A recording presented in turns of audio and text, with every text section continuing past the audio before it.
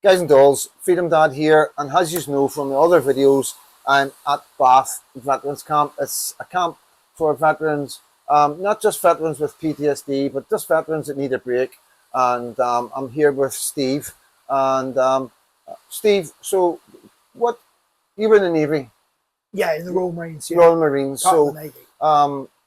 can you tell us a wee bit about what you've done? Why did you join the Marines to start with? Well, I was a young. Came from a military family, so it was. My dad actually was in the parachute regiment. My brother was also in the military, so it was a natural.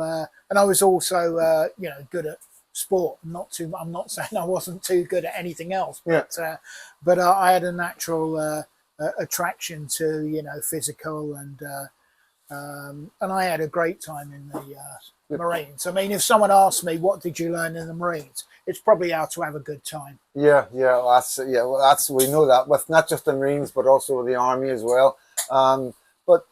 So how did you get on? What was your rank how far did you get on in the Marines? Yeah, well, I left Colour Sergeant. Colour Sergeant. Yeah, and I was 2 weeks as an acting Sergeant Major, but... And can you tell us where you've been around the world as a Marine?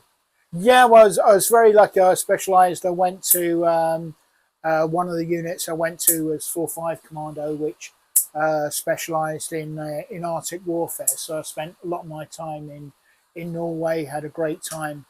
I learnt to ski and everything else. Other parts of the world, went to Northern Ireland. And I was very lucky. I went on a ship for 18 months. I did a West Indies tour, and that was tremendous. I went down I was also in the South Atlantic, and one or two other places. Yeah, so I was very lucky. And what about combat in your time?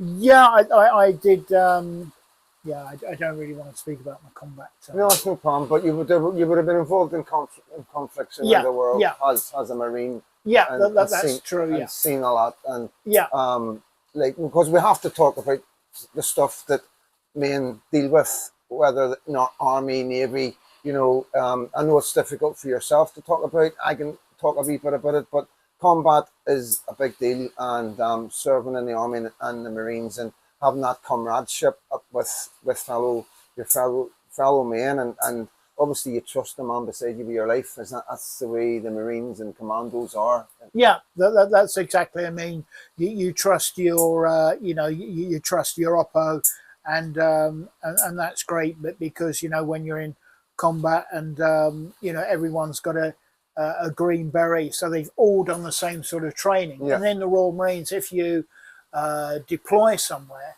then you have say the artillery guys coming with you, and they've also got they've also got the green beret. And there's obviously other Army regiments that you have the privilege of working with, and that they've got the same sort of skills. I mean, I'm very lucky here.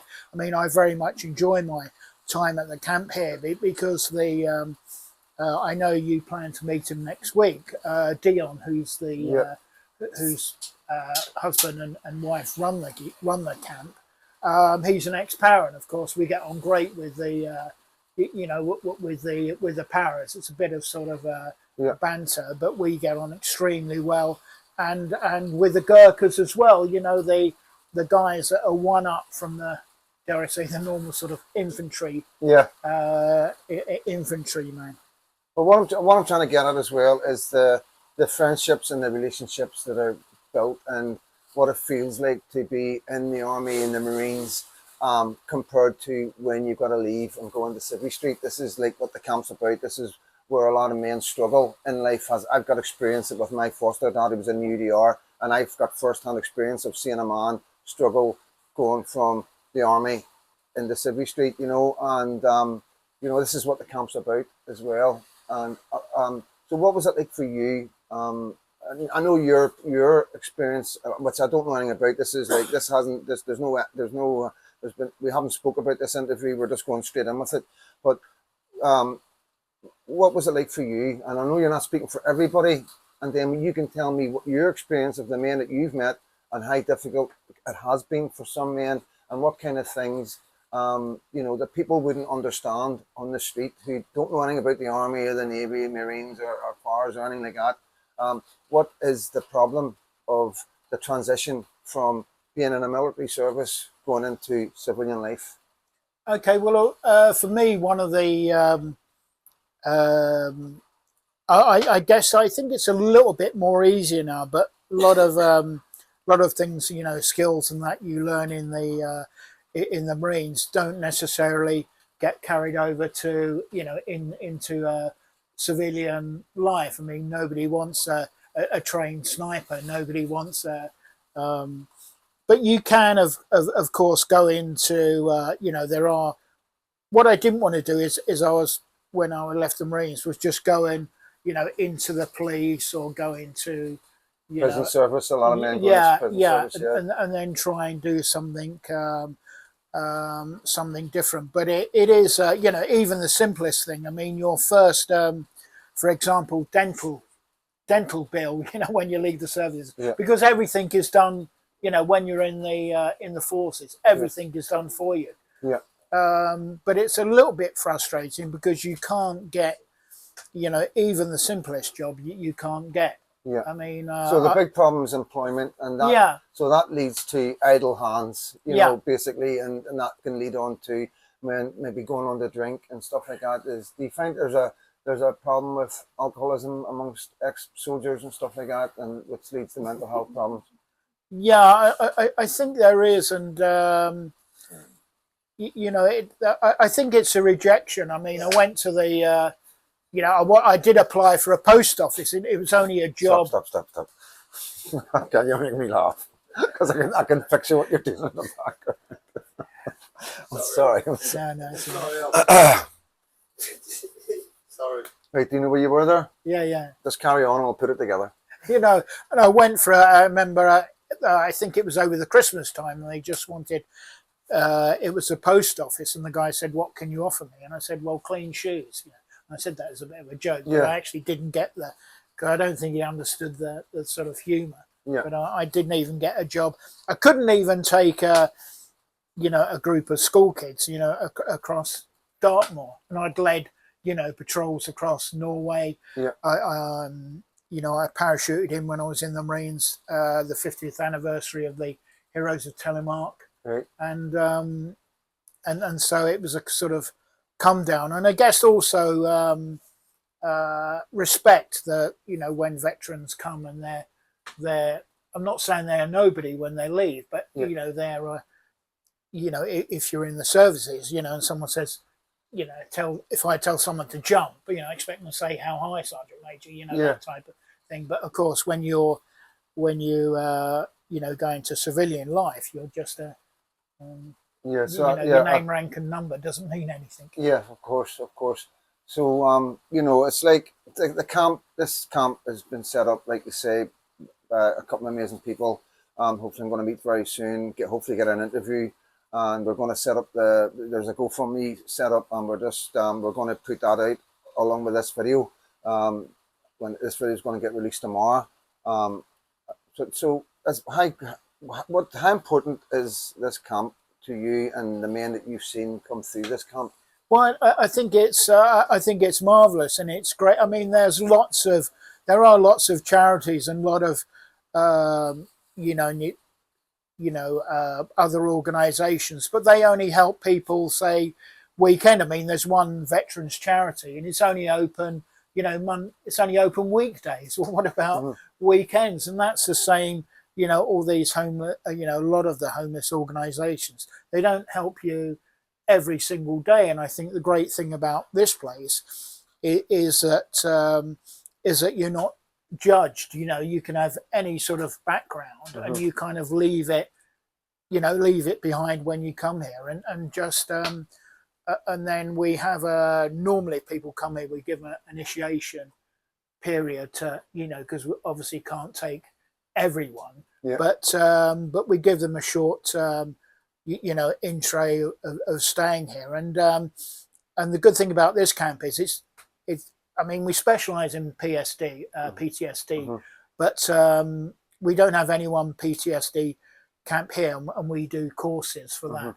But the great thing about coming here, if you're a veteran, really, and we have all sorts of people coming here.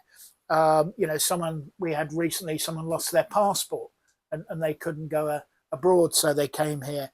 We had another guy who was, you know, between jobs. Mm-hmm. So I guess what I want to say is that sometimes if you look, oh, it's a veterans PTSD camp, you don't actually have to have PTSD to, yep. you know, to come here. You could have a medical, problem. Just ex-servicemen being around other servicemen, the reward must be for some guys, you know, being in Civvy Street, being used to being in battalions and companies and units or teams, whatever, and then going into civilian life. Because like I mentioned in one of my videos, when guys leave the army, their units, they become family, and then when they go back on the Civvy Street, you've got maybe one lives in Scotland, one in Newcastle, one in London, one in Northern Ireland, maybe, you know, they're all over the place, so they only really meet up maybe on Remembrance Day. But that leads me on to my next theory is, do you think that ex-servicemen coming together that do have PTSD, that have problems with mental health because of what they've done and served and what they've seen, and, you know, losing friends in war zones, do you think something like this where they all come together serves a purpose? It helps. Do you think that maybe this is better for men rather than going one-to-one counselling and trying to get psychological help and all the rest of it? But do you think ex-servicemen can help each other in situations like this?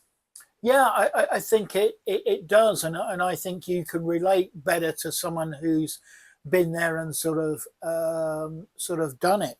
I mean, we have had people, you know, following PTSD, you know, dare I say, sort of civilian PTSD courses, and the guy was, you know, being prompted by other military guys, and then he stopped doing the course because someone else stopped the course, and then he went from bad to but bad to worse. And I think, you know, if you're you know, if you're around other PTSD courses, and I think a lot, I mean, maybe a silly thing to say, but I do feel I'm sort of old school. I mean, I'm in my 70s, I'm 75 now, but I don't think they had sort of PTSD, you know, so much. I mean, you know, in the old days, and I do think I'm not saying there's con men out there, but a lot of people kind of play on it. I think a bit. Yeah, well, that's society. That's society in the whole. That's across the board. You know what I mean? But like I say, and the other question is, so it must be difficult at times when you got so many characters. There's not so many in the camp at the minute, but in summertime you got up to 30, 40 people sometimes with families, you know. So you'll get clashes of character, and, like, you know, because I believe with complex PTSD and personality disorders, there's a lot of anger, there's a lot of frustration. How does the camp deal with that? Because I've seen, like,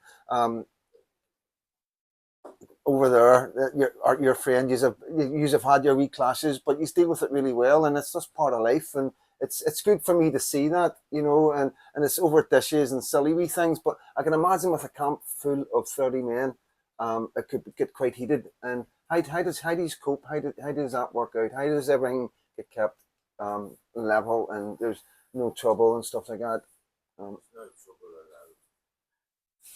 Yeah, I think it's like I mean, we do have a set of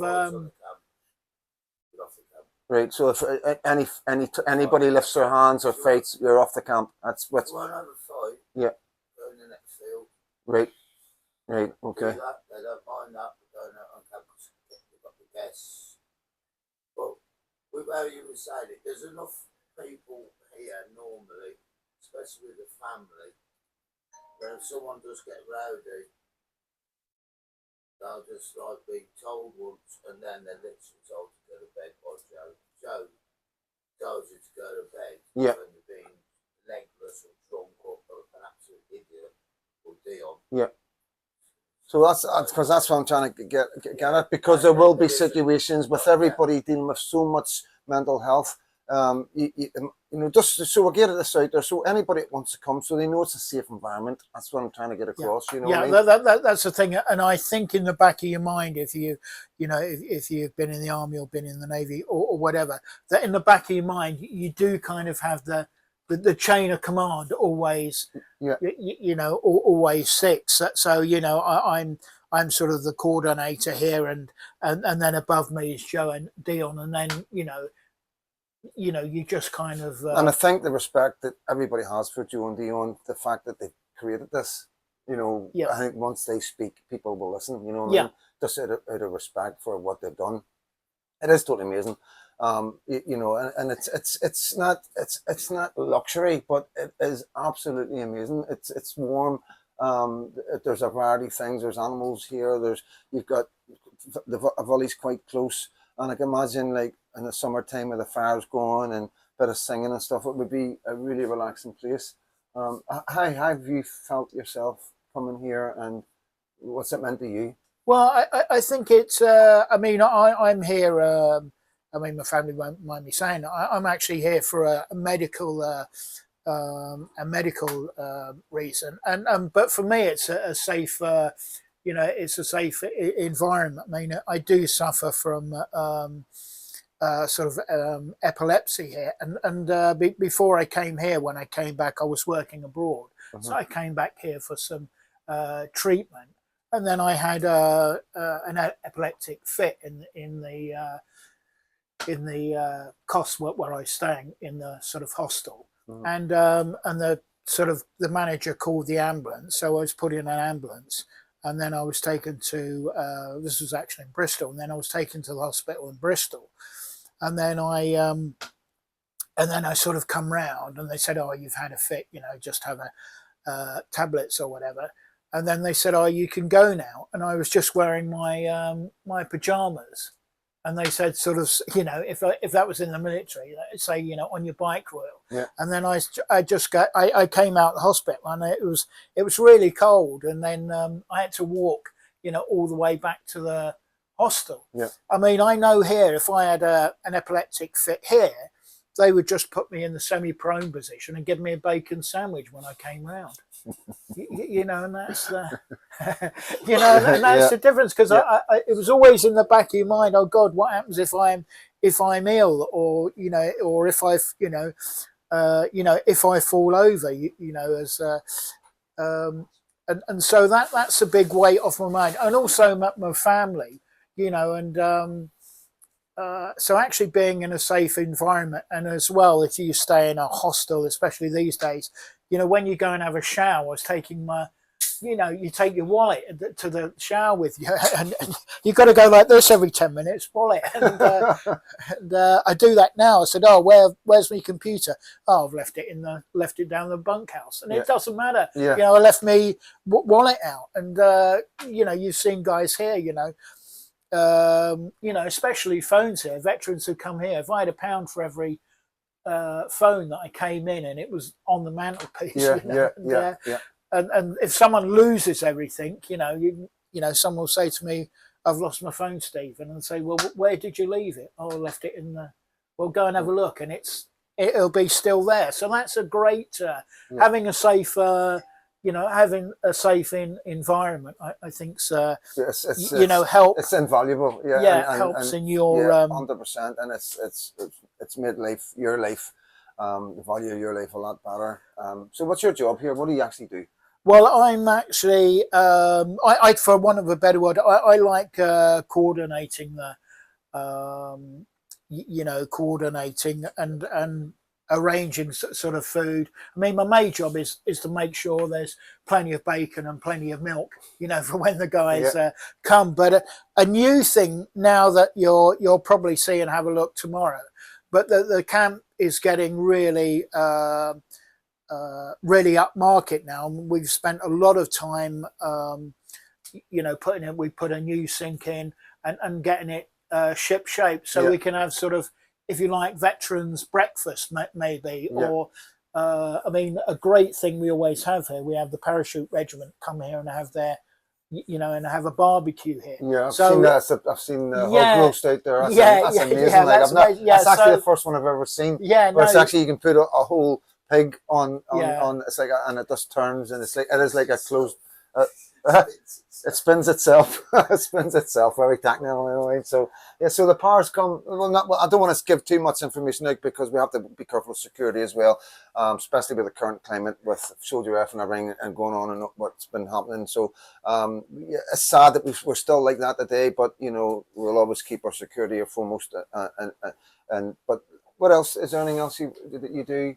Because yeah, I yeah. see you're really busy. You're No, in the no, but army. I keep busy and I enjoy myself, and then we organise, you know, with the local people, sort of food, you know, food bank, and then it's just sort of promoting the camp. But if we can give a service as well to veterans and maybe have the, you know, the Boy Scouts, you know, coming here, Yeah. or you know, RAF. You know, maybe RAF or other services, but I think you've got to start with a base, and we're almost there, and that's why we've sort of put out not an SOS, but put the GoFund out so we Yeah. can, Yeah. you know, we can actually, you'll see, you know, you've already seen out there, but it could do with a, you know, a bit of concrete on the floor. Yeah. And Well, I've always been quite and like one or two other things. But I've always been the type of person, you know, it's like, not always, but I've learned through doing social media and just through life that you know, whatever goal you create, you'll achieve it. You know, like I say, when somebody wants to leave school and he wants to be a joiner, he wants to own his own van and he wants to work for himself, he will achieve it, no problem, right? But if that boy had said, I want to own 4 vans and have a business in England, I want a business in Scotland and a business in Wales, he would achieve that as well. The problem is we don't set our goals high enough. And I want to see not just this camp do well, I want to see other camps get created from what we're about to do and how we're going to push the GoFundMe. That's something I'm going to speak to Dale and Joe Of about. course, yeah. Obviously, I think the bigger the goals we set, you guys are going to achieve. You know, what I see right now, what Joe and that's achieved with what I see is absolutely amazing. And I think there should be more camps like this started around the country. You know, I think everybody's in agreement with that, you know what I mean? And I don't see why it can't be done, you know what I mean? It's going to be hard, it's going to be tough. But I think with the use of social media and the support that there is out there for veterans, especially in Northern Ireland, from my community at least, you know, there's no reason why we can't get hundreds of thousands of pounds into the GoFundMe that's been set up. So that's one of my goals anyway. One of the reasons I'm here, and I'm gonna, once I leave, it's gonna be a big focus on everything I do. So with that, what we're talking about social media. So are you starting up your own social media? Yeah, I hope to start up a social media, but because there's a lot of good you know, good stories about it. And if I can, you know, it'll probably start off with one show a week. I mean, we've got tremendous supporters. One of our supporters is the National Housing Party, and we have a show. We have a show on that. But I think I want to. Who's that? John Lawrence. Yes, yeah. yes. So I think what we'd like to show lad. you is. It is as sort of different aspects and people who have, you know, been veterans and have gone on and done. Well, I'll work alongside John, and know I've spoke to him on the phone the other day, didn't I? So yeah, John, I think I've met him at a couple of demos as well.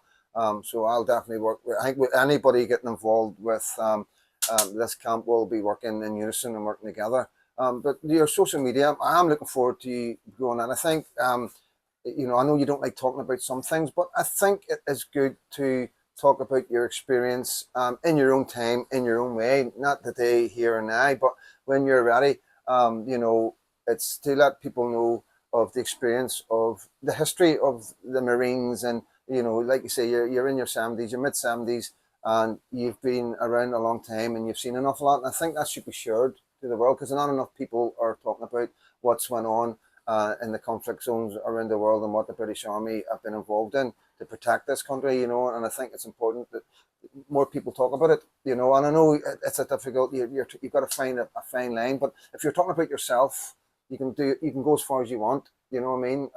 You know, at the end of the day, that's the way I talk about myself. You know, I don't bring anybody else and they, you know, don't name people and stuff like that. But yeah, I'm really looking forward. And when have you got it started yet? So I can get it promoted and get you started with getting followers. Yeah, I've set it up. It'll be veterans camp Bath, and then Right. I'm looking at I'm looking to get a couple of guests first of all. Yeah, Yeah, YouTube. it's on YouTube So because I'll put the link.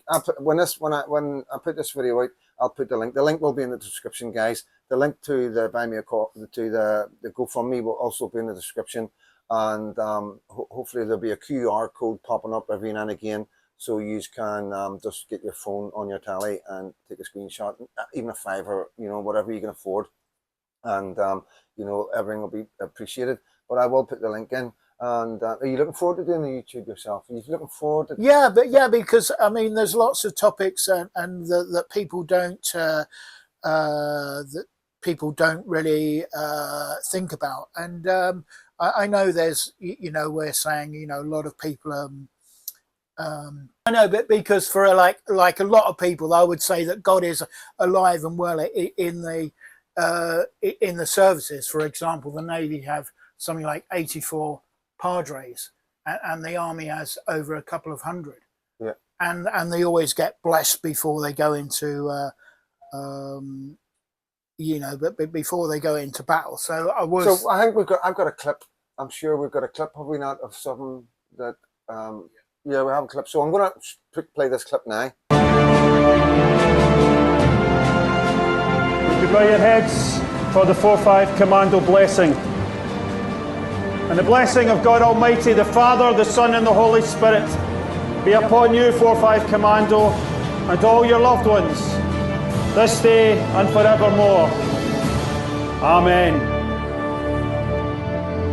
4-5 Commando, the chaplain has just blessed the most awesome and arresting sight. It is a sight that I adore, a band of brothers, the most special club. We will give those who seek to oppose us an honourable way to become part of the legitimacy of Afghanistan. But if they refuse that and become irreconcilable, we will fight them hard and ruthlessly, as 4-5 Commando always does. And we must look after the people who have known nothing other than war and oppression in their lives to date. It is about Afghans before it is about anybody else, ourselves included. We must, and we will, I know deep in my heart, get this right. I wish you good luck, Godspeed, and I will stand at your shoulder throughout.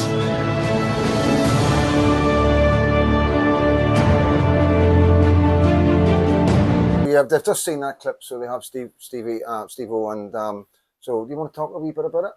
Yeah, no, that was a clip, not from a film, but from actually people going, you know, getting ready and going into battle, and that goes back to one of the things that you learn as a veteran and in the Marines is qualities of a leader, and that you know, you can see for that clip. You know, that judgment, bearing, willpower, integrity, courage, and knowledge. You know, those guys. You know, those guys have. Do you miss it?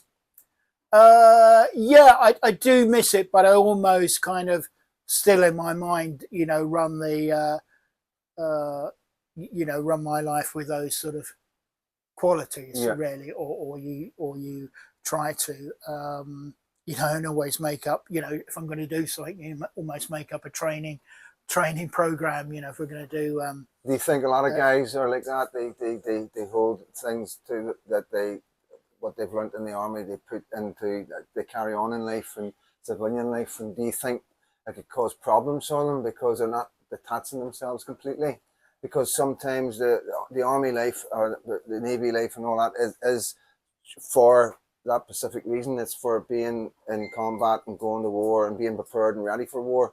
And you know, civilian life is totally different. Can you understand what I'm saying? It's, you know, should men still hold on to the values and the core what they've learnt in the army and in the civilian life? Yeah, I think if you can try and put, I would like to think that most people who, I think the great thing about the services that you can join as a, you know, you can join as a young army cadet or a marine cadet, and you can go up, you know, you have the opportunity, you know, to go up through the ranks, and that's, you know, you do a junior NCO course to become a corporal, then you do a senior NCO course to become you know, a sergeant, and then you even get the opportunity, you know, you can become a, you know, you can become an officer, you know, you can do, I mean, I was too thick to, I would have liked to have stayed on, but, you know, after so much time, you know, you get a not particularly good job. But I think the great thing about the services, you can, you know, you do have the opportunity to go up through the ranks. I mean, some guys join as Marines and they'll always be Marines. And then you get other guys who go up through the ranks, and then at any time, you know, you can go Corps Commission and become, you know, an officer, and those guys make, you know, really good officers. Yeah. But one thing you mentioned before about remembrance, and that's a great time for the veterans, you know, that they're coming together, and we have our very own, you know, we have a flagpole and everything here. And, Yeah, and well, I think, I'll just show them it. I'll stick it in now. Yeah. Don't let them see it. Stand easy, everyone. Hey! Hey! Hey! I think that the supermarkets will continue to do what they do, and they even dig their heels in if they feel that the action is becoming violent. What we need to do is make sure that we can get farmers around the table with the supermarkets. Government should help arbitrate and mediate. There is a better way to do this. There's a much better way to do this. But my priority is to take the burdens off farmers. Their lives would be easier if we didn't keep putting more hassle on them. More taxes, more regulation, interfering with their businesses, making it hard for them to farm. That's one big thing that the government can do to make their lives a lot better. And just finally, until the 1960s, the whole pounding that we have to, Marine, thank you so much for joining us this morning. Chris, thank you.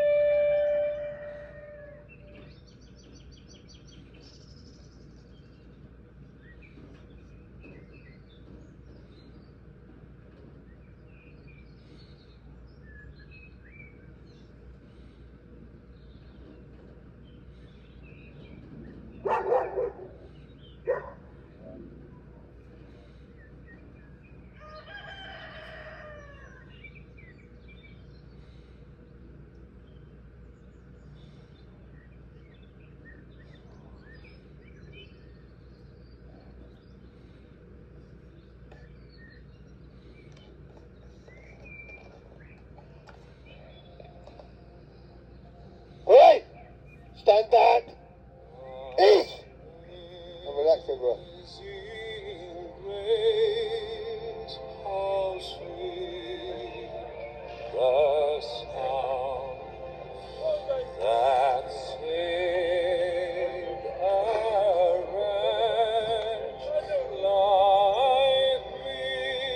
and and I think what was great about this year was that I don't know if you noticed that the kind of royal family and everything like that. I think the coverage on the TV was much better than it's ever been, because it didn't focus on the royal family. You know, here's William, here's here's Harry, and everything like that. And it showed you different events, around the around the country. And I think that's a sign of the royal family sort of giving more more importance to what it's about. The veterans. That's my own personal. Yeah, of course. But just talking about the royal family, we were talking. I think it was yesterday, and something I didn't know. It was like the Marines and the Army swear allegiance to. It's different. It's like one is to the king or queen, and one is to the government.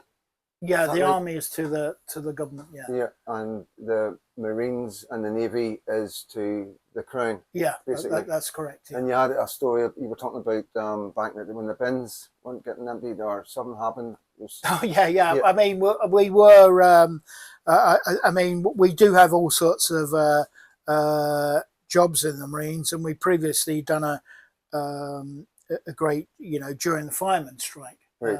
We actually gave, as Marines, we were out with the Green Goddesses. Yeah, out with the Green Goddess. Yeah, but it wasn't. I think we only went to one fire because I was actually based in Arbroath, but we did go and like the textbook. So a Green Goddess, for anybody who doesn't know, is just an army fire brigade, and it's an army. What do you call them? Unit. No, the truck, the thing, the red fucking thing that puts the fires out. Hey.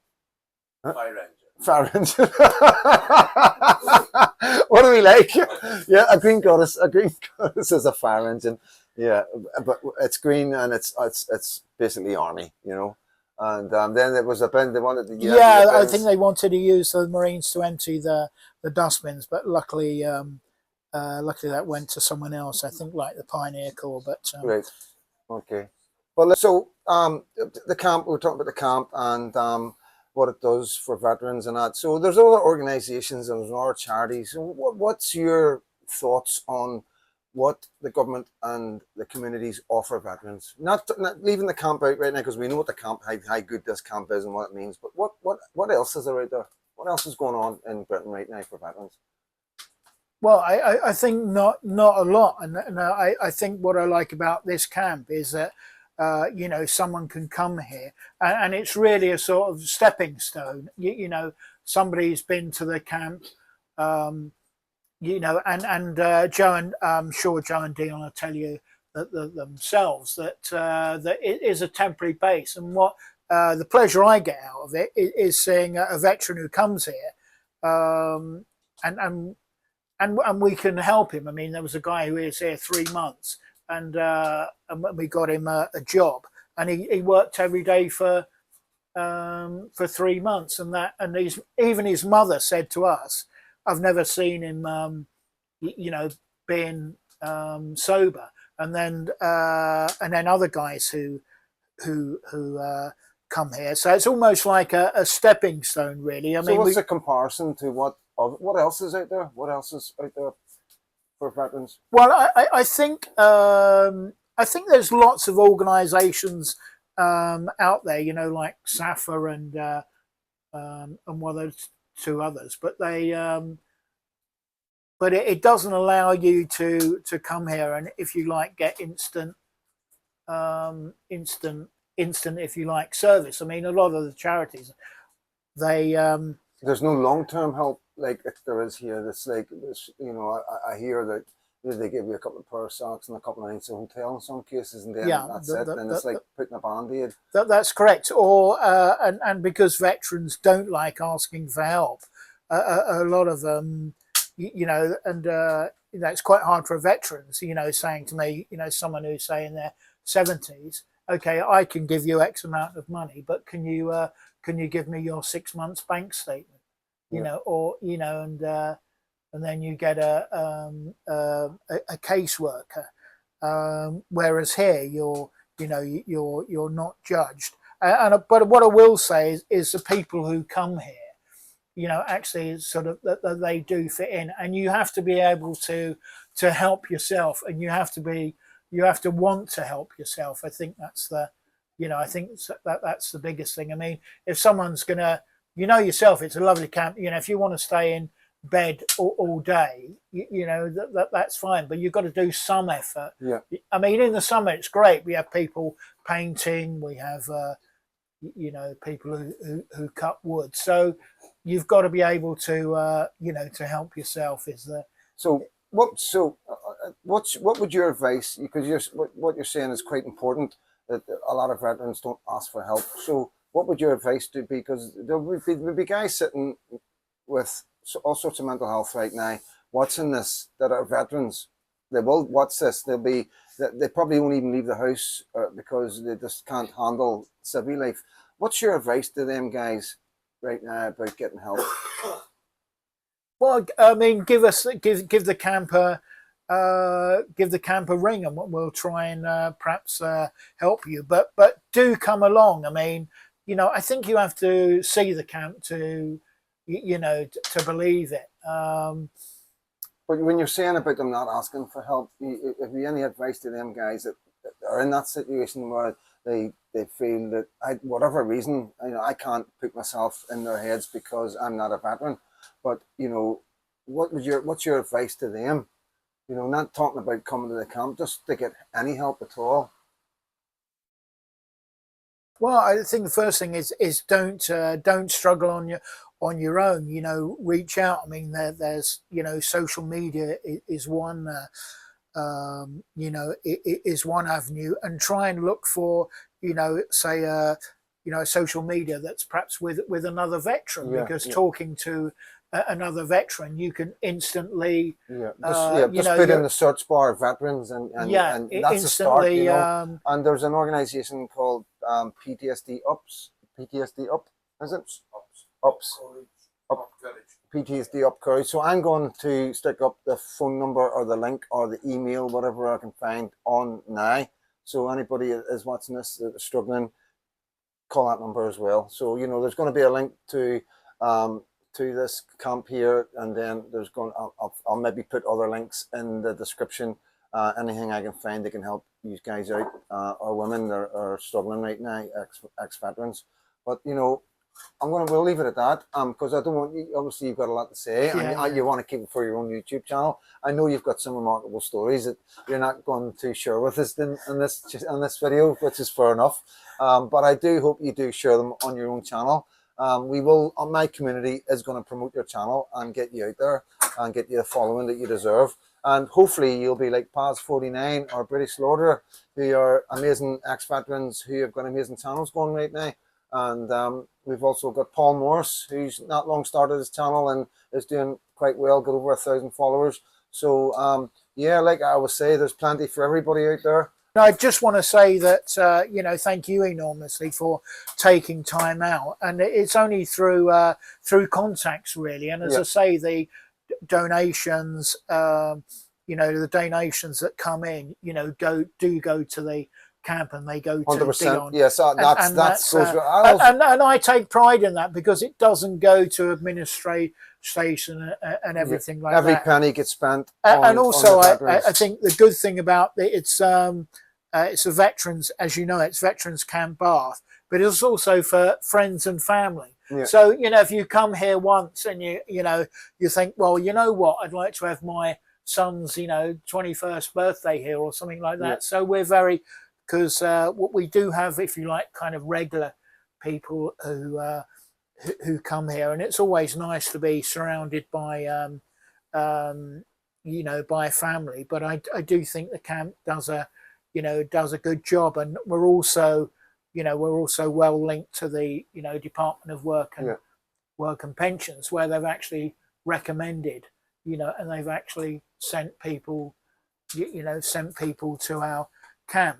And then the great thing, as I said before, that you come here and you're looked after 24/7, not just a band-aid kind of thing.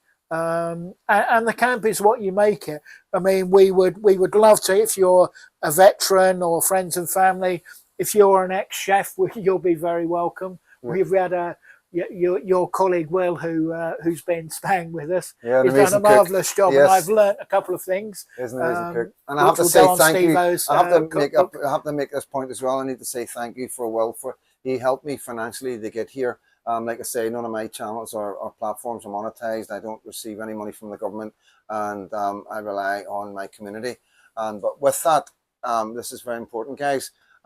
This doesn't work unless you share this. This doesn't work unless you tell other people about this. They don't need to subscribe to my channel. I'm talking specifically about this video.